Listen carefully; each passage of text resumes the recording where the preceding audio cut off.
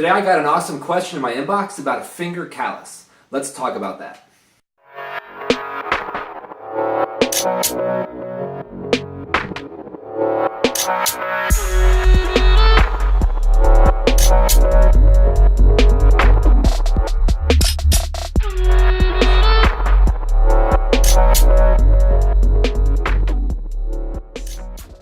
So if you throw discus very much, you've probably dealt with a callus on your finger. So in my experience as an athlete, I've had to the point where the callus tears off and the finger rips, or it's really sore, or it's bruised, you get a blood blister, so all kinds of things related to that. And the big question is, how do you deal with that? And so in my email today, I got a question from Jacob. He was just wondering, how do you take care of that finger? Is there something you can do that keeps you training? The first thing, you get the callus because of the volume of throwing. So if you think about like the discus and how the discus comes off your finger. So how it comes off, it rolls here or there, somewhere depending on how you throw it. And what happens is on the finger, you build up this callus, and the more rapid you change your throwing volume, the quicker that comes and the more painful it is. So you either bruise that skin or even bruise the bone. So you can't prevent the callus. In fact, you want the callus. And so like some people talk about maybe shaving the callus off, and I don't see any use in that. I've never done that. Not that you can't. You take care of the finger callus by having variety in your training. And so obviously you're going to throw the discus and you're going to throw the regular weight, maybe the heavy weight, and you throw as much as possible. And it's good to throw as much as possible. But your body adapts really well to about anything. And so you can work up to heavy training if you do it over a period of time. So rather than like, oh, I'm going to throw every day this week, and I haven't thrown in the last month, of course, your finger's going to get sore. But if you throw 2 times a week for a couple weeks, and then 3 times a week for a couple weeks, then 4 times a week, and so on and so on. Or maybe your first practice, you throw 10 throws, and you do that for a few times, and then you throw 15 and then 20, and work your way up. Your body will adapt, and your callus will grow without getting that major bruise. Now, sometimes based on training, you can't avoid that, and you're going to get the thing. And so here's how I take care of my finger. So I use tape, and this is for training. So if you're going to train a lot, you can do this in training. You're not allowed to have tape on your finger when you throw, and in fact you wouldn't want that. But I'm willing to sacrifice some distance and some feeling on my finger during training if it preserves my training. And so there's a couple ways to do it. And I've also seen people get calluses in different spots. So for me, I get a callus up here, on the top part of my finger, right here I get a callus. Right here, I get a callus right there. But I know some people who get a callus here, and I know some people who get it on their middle finger. So for me, since my callus is up here, what happens is the callus will grow, and then underneath it, you actually can kind of, I don't know if you can see or not, underneath like the joint here, it starts to tear up. And so as I throw and the discus pushes off the finger, the skin comes up and it tears and it gets sore. As you take a sliver of tape, so you see this? You don't need a ton, maybe like that. Tear it off. So if my callus is here, I tape underneath, maybe a couple wraps. So for some reason, having tape down here helps keep the skin from stretching and helps prevent the tear. See where the discus rests there? It's really not even on the finger, so that's pretty easy. You can throw it like that. Now sometimes you still get a tear on there, and what I do is I keep this tape here. I always tape below the knuckle, or below that joint, and that supports it really well. The next place I actually tape on top of the callus, but here's the trick.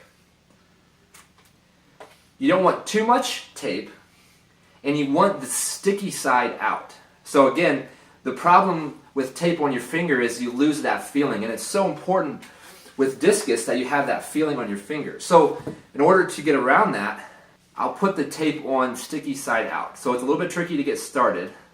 But once you get it started, you're fine. So if you see here, I'm taping it. And this may be a little bit too much tape. So what I have here is a sticky side out. What that's going to do is protect my finger, but the sticky side out is going to give me grip on the discus. Sure, it's a little bit weird, but that gets you through training. So all you're really doing is protecting the skin from stretching and tearing, and the padding of the tape will help keep it from being bruised. And if it is already torn or if it is already bruised and it's still throwable, this allows you to keep training. So if you've got to throw discus and you have a finger issue, do this. And actually you can do the sticky side out on both the top and the bottom. And this is going to support the skin, keep it from tearing, and but allow that joint to still flex. That's important. The thing you do want a callus to develop, so you don't want to always train with this. You legitimately want that callus there. You can get to a point, so I'm at a spot now, and I throw maybe 4 or 5 times a week where the finger callus is there, and it pretty much just stays the same, and I throw without issue. Now, say in the wintertime, I'm going to throw more, I'm going to throw into a net and get a higher volume of throws. I'll be doing this because this will get sore. For me, also, even though the discus comes off my index finger like this, I do get a bruise and a callus on this part of my middle finger. So you can see if the discus comes off here, that it's also kind of touching here. And what I'll do is I'll use that same tape and actually tape over that joint. Again, I like to do sticky side up because, why not? It only helps with feeling. And for my middle finger, I actually tape right over top the joint.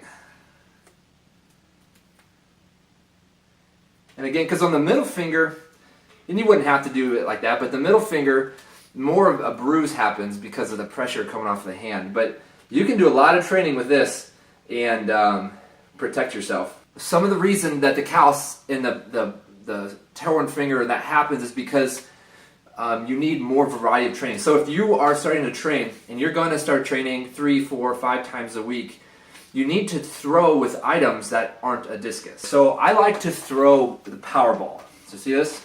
I throw this a lot. Here, let's go to a clip of me throwing a power ball. So I throw these indoors. You can throw it outdoors, it doesn't matter. And you hold it like this. So like when you throw it, you let go of it, you're holding it here. So you can get a whole training session in great throws, full throws into a net, or even full throws outside, doesn't really matter. Stand throws, whatever, without ever having discus come off your hand. The second thing I like to throw that's not a discus are these, you could call them like a jav ball. It's like 800 grams or 1K, and it's important that it's light. You can do a whole session where you're throwing easy throws and light throws with a ball like this, working on footwork, working on positions, and have a really productive practice, even if you're not throwing a discus. So again, variety is really important. If you're going to train at a high level and throw multiple times a week or even a couple times a day, throwing the discus and the power ball and the jav ball are keys. Just mixing it up. You got to have some variety. And then the other thing to do is you can throw these little shot puts. So this is a 3K one. This is a little bit big, and they make a 2K shot, like an indoor shot that fits in your hand, and you can do stand throws. So again, you're doing the discus motion, you're doing the movement, you're going through the ring, all which is really valuable without throwing the finger. So for me, just to recap here, if I need to throw a discus and my finger's sore, I tape it like this. Next, if I can avoid throwing a discus and do something else, throw a power ball, a jav ball, or a light indoor shot put. And that works for me. You mix that up, you can throw as much as you want and keep your finger fresh. I believe to throw really far, to throw your best, to hit your potential, you need not only good knowledge and training, you also need people. You can't do it alone. There are several ways that I can help you throw farther. There are these YouTube videos, which are a free, solid resource. I have my Instagram, also the newsletter that goes out weekly. Also on my website, you can buy a video analysis. So if you specifically want me to look at your throw, you can do that. And you can always get a hold of me through my email. So if you subscribe to my email newsletter, you can always reply to one of those and it comes straight to me. You can also DM me on Instagram. So if you're into discus, you want to learn how to throw farther, you want to do this together with me, give this a thumbs up. and subscribe to my channel. And I'll see you on the next video.